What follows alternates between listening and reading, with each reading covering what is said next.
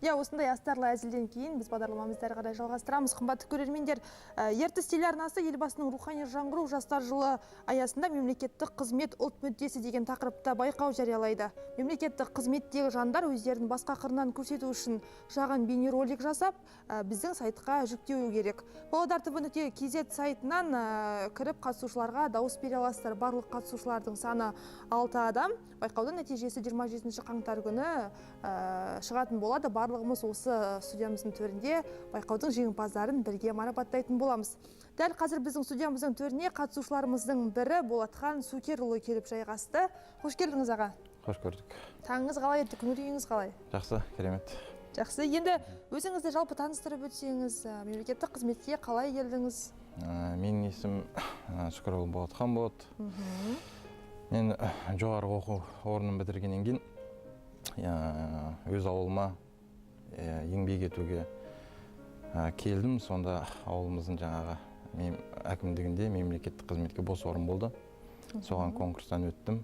Жаңағы бір мақсатым жаңағы елге қызмет көрсетейін, мемлекеттік қызметтің қыр-сырын ұғынайын деп, мемлекеттік қызмет енді былай өзінің тұрақтылығымен, келешегімен, болашағымен солай қызықтырды. Сондықтан мемлекеттік қызметке бет бұрдым.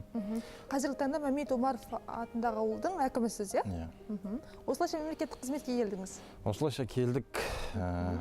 Мемлекеттік қызметте бүгінгі міне 10 жыл болды. Жаңағы еңбек өтілім. Мен жаңағы мамандықтан жас маман болып келдім. Бас маман болып бастадым. Қазір ауылдың әкімі болып отырмын. Жаңағы өзім жасым 30-да орда бұзады дейді. 30 жасымда әкім болдым. Мемлекеттік қызметтің мүмкіндіктері шексіз. Жақсы, енді өзіңіздің бірінші мамандығыңыз қазақ тілі әдебиеті, яғни филология мамандығын бітіріпсіз, иә? Иә. Одан кейін әкімдікке енді бір кетудің бір сыры болды ма? Жалпы қалай келдіңіз? Жоқ, сыры болғанда былай ғой. Енді ер жігіт ел үшін туады, ел үшін өледі дейді. Жаңағы ұядан өгерсең ұшқаны соны ілесін дейді. Менің әкем жаңағы елге еңбек сіңген азамат болатын, халыққа қызмет көрсеткен. Енді сол кісінің бір ойдан жолын жалғайын ба деп, екіншіден өзімді басқа қырымнан көрейін деп, жаңағы енді тіл маманы болғандықтан жаңағы журналистикаға барады, мысалы, мектепке мұғалімдікқа барады. Бірақ мен одан шектеліп қалмайын деп, өзімді мемлекеттік қызметке арнаймын. Демек, екінші мамандықты оқып, осы қызметке келдіңіз, иә? Жоқ, ол жұмыс істеп жатып, жаңағы бір қазіргі таңда бәсекеге қабілетті болу үшін бір мамандық жеткіліксіз жастарға. Сондықтан өзімнің білімімді шыңдау мақсатында, біліктілігімді көтеру мақсатында екінші жоғарғы оқу орнына түсіп, жаңағы заңгерлік мамандығын оқып алдым.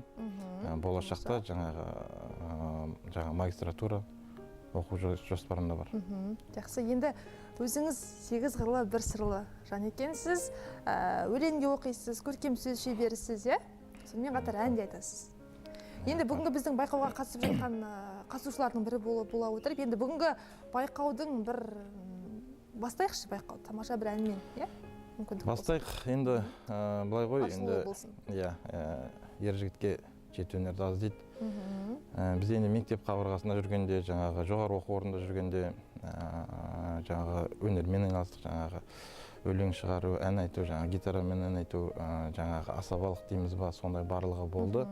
Бірақ қазір жұмысқа келгеннен кейін біз жұмыста да тоқтап қалған жоқпыз, мемлекеттік қызметте де өз қырымызды көрсетіп жүрміз. Түрлі осындай мемлекеттік қызметшілерге арналған байқауларға қатысып жүрміз. Сондықтан енді қазіргі ең актуалды тема қазір рухани жаңғыру. Сондықтан қазір біз ел басқарып отырғандықтан өскелең ұрпаққа өнеге ретінде біз бастап көрсетуіміз керек. Сондықтан мен қазақтың қара домбырасымен халық әнінен бір ән орындап беріңіздерге. Тамаша.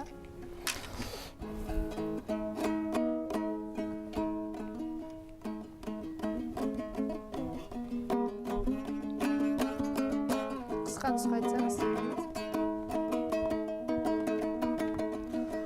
Басынан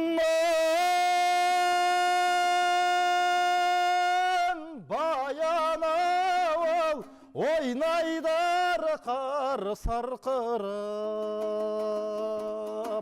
таудың суы төмен тартар көл дариғай. Bir көскен кішкентайдан құрбым едің көңілім, саған деген қашан тарқар көл дариғай.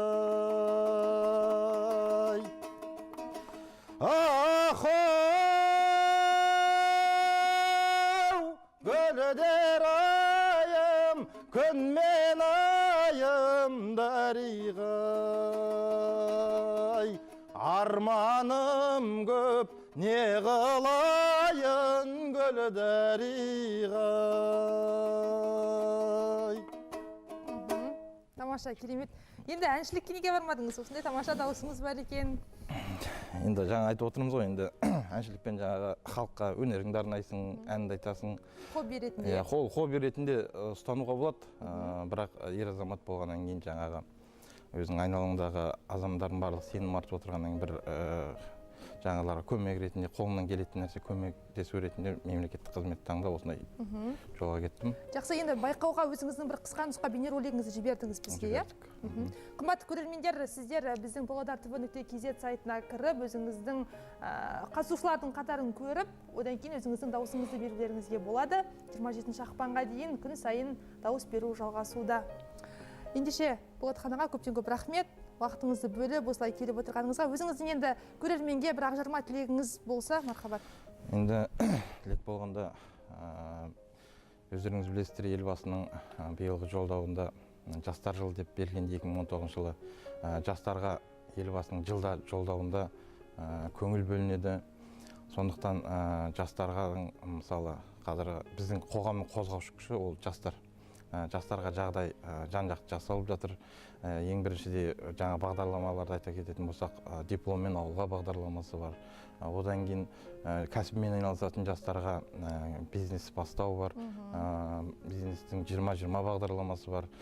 Әртүрлі бағдарламалар бар. Жастарға мүмкіндік шексіз. Мына мемлекеттік қызмет ең бірінші тұрақтылық және де мемлекеттік қызметтің біз эталоны болу керек. Біз мемлекеттік қызметте жаңағы елге қызмет етіп, сондықтан жастардың бәрін мемлекеттік қызметке шақырамыз. Мемлекеттік қызметте былай айтқанда мүмкіндіктер көп.